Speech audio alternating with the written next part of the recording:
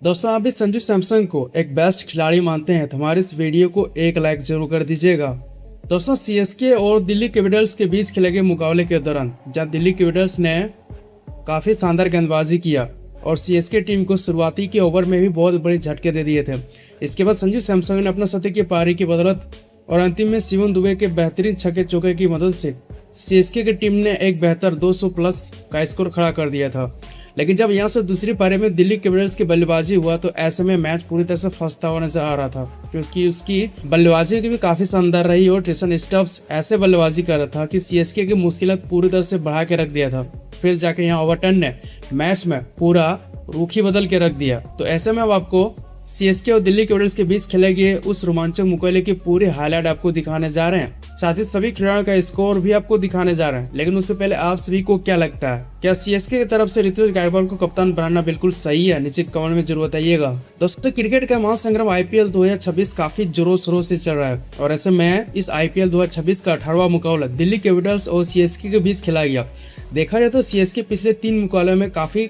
खराब प्रदर्शन रहा है और एक भी मैच को नहीं हासिल कर पाया है। तो दिल्ली कैपिटल्स का भी परफॉर्मेंस पूरी तरह से कोई खास प्रदर्शन नहीं रहा है। ऐसे में इन दोनों के बीच का कांटे का मुकाबला एम चिदम्बरम स्टेडियम में खेला गया, जहां पर टॉस घुमाया गया और टॉस कहीं ना कहीं दिल्ली कैपिटल्स की टीम ने जीता और उन्होंने पहले गेंदबाजी करने का फैसला किया। तो वहीं सीएसके को पहले बल्लेबाजी करने के लिए आमंत्रित किया। सीएसके की तरफ से संजू सैमसन और ऋतुराज गायकवाड़ ओपनिंग करने आते हैं। तो वहीं दिल्ली कैपिटल्स के लिए पहला ओवर याकूब नबी गेंदबाजी करने आते हैं, जब उसके पहले दूसरे तीसरे में तो सिंगल डबल से संतोष करना पड़ा था सीएसके के बल्लेबाजों को। लेकिन चौथे गेंद में संजू सैमसन एक जोरदार चौका जड़ देता है और इसी के साथ पहला ओवर में सीएसके टीम 10 रन बटोर लेते हैं। इसके बाद दूसरे ओवर के लिए मुकेश कुमार को गेंदबाजी करने के लिए बुलाया जाता है, लेकिन उसके ओवर में भी संजू सैमसन ने काफी अच्छा खासा बल्लेबाजी किया और उसके ओवर में भी 10 रन बटोर लेते हैं और इसी के साथ इन दोनों बैट्समैन ने अपनी टीम के लिए स्कोर खड़ा करना शुरू कर देता है और पावर प्ले के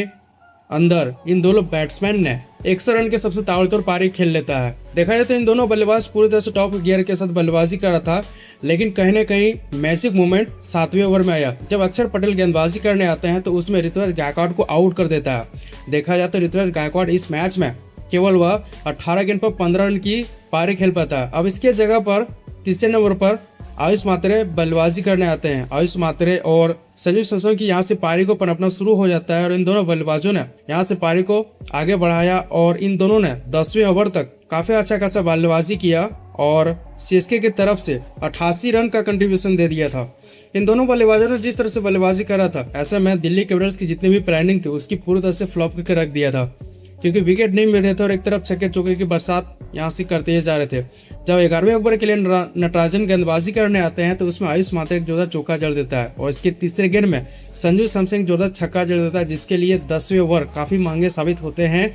और 10वें ओवर में 15 रन का रन जोड़ लेते हैं और सीएसके का टीम 11वें ओवर तक 103 रन का सबसे बढ़िया स्कोर खड़ा कर लेता है। और इसी के साथ यहाँ से जितने भी गेंदबाजी करने आए गेंदबाजों की पूरी तरह से धज्जियां उड़ाते जा रहे थे, क्योंकि एक तरफ संजू सैमसन सिर्फ छक्के चौके की बरसात कर रहे थे, तो वहीं दूसरी तरफ से नॉन स्ट्राइक पर खड़े वो भी खिलाड़ी जब स्ट्राइक को मिलता था तो वो भी काफी अच्छा खासा बल्लेबाजी करता था। और आयुष मात्रे ने भी अपने करियर का एक हाफ सेंचुरी 14वें ओवर के पहले गेंद में जड़ देता है और इसी के साथ इस ओवर के तीसरे गेंद में संजू सैमसन एक जोरदार छक्का जड़ता है और चौथे गेंद में भी जोरदार चौका जड़ देता है, जिसके लिए ओवर काफी महंगे साबित हो जाते हैं और 19 रन बटोर लेते हैं और सीएसके टीम 15 ओवर तक 160 रन का स्कोर खड़ा कर लेता है। लेकिन आज के इस मुकाबले में संजू सैमसन एक अलग ही लेवल के बैटिंग कर रहा था, जहां उन्होंने 18वें ओवर नटराजन गेंदबाजी करने आते हैं, लेकिन उसके 5वें गेंद पर एक जोरदार सेंचुरी जड़ देता है और संजू सैमसन अपना पूरा 100% कंट्रीब्यूशन देता है। और संजू सैमसन के सेंचुरी को बदलने के बाद एक बेहतर फिनिशिंग की दरकार थी, लेकिन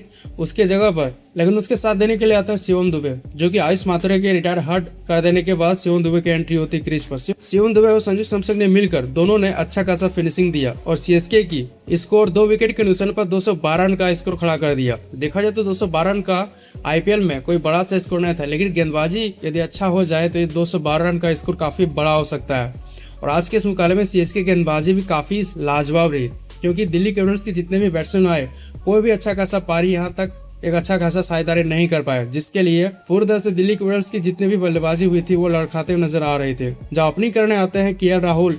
और पाथो निशंका, इन दोनों बैट्समैन ने ऐसी शुरुआत दिला दिया था कि ऐसे में लग रहा था कि मुकाबला बिल्कुल कम ओवर में ही जीत लिया जाएगा। लेकिन यहाँ से जैसे ही मिडिल ओवर की गेंदबाजी की शुरुआत हुआ तो पूरी तरह से दिल्ली कैपिटल्स लड़खड़ाते हुए नजर आए, जब पथु नेशंका इस मैच में 24 गेंद पर 2 छक्के और 5 चौके वहां से 41 रन की सबसे बढ़िया पारी खेला। तो के राहुल आज के इस मुकाबले में 10 गेंद में केवल 18 रन का ही कंट्रीब्यूशन दे पाया था। इसके बाद समीर रिजवी और अक्षर पटेल ये दोनों बैट्समैन ने अपनी टीम के लिए कोई खास प्रदर्शन नहीं कर पाया और केवल 9 गेंद पर 6 रन बनाकर आउट हो जाते हैं। रिजवी वहीं अक्षर पटेल जो कि बेहतरीन प्रदर्शन की उम्मीद किया जा रहा था, लेकिन वो दूसरे गेंद पर ही गुरजपनीत का शिकार हो जाते हैं, जो कि सरफराज खान ने एक बेहतरीन कैच लिया था अक्षर पटेल का। इसके बाद यहाँ से डेविड विलर का 17 रन, लेकिन इस मैच में कहीं ना कहीं जान फूकने वाले खिलाड़ी का नाम है ट्रेसन स्टफ, जो कि सीएसके की मुश्किलें पूरी तरह से बढ़ा के रख दिया था, जहां उन्होंने 38 गेंदों में 60 रन की सबसे बढ़िया पारी खेला। ओवरटन ने लास्ट के बचे हुए 10 गेंद में ही उसका विकेट ले लिया था। यदि यहाँ से ट्रेसन स्टफ अपना विकेट नहीं गंवाते तो हो सकता था ये मुकाबला सीएसके के हाथ से चल जाता। इसके बाद आतुषों शर्मा ने भी 10 गेंद पर 19 रन की पारी खेला और नूर अहमद का शिकार हो जाते हैं। इसके बाद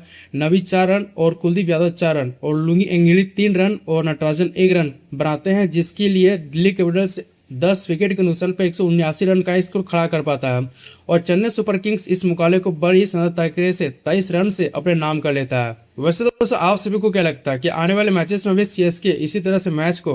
अपना नाम कर पाएगा? नीचे कमेंट में जरूर बताइएगा और क्रिकेट चैनल को सब्सक्राइब कर लीजिएगा। जय हिंद।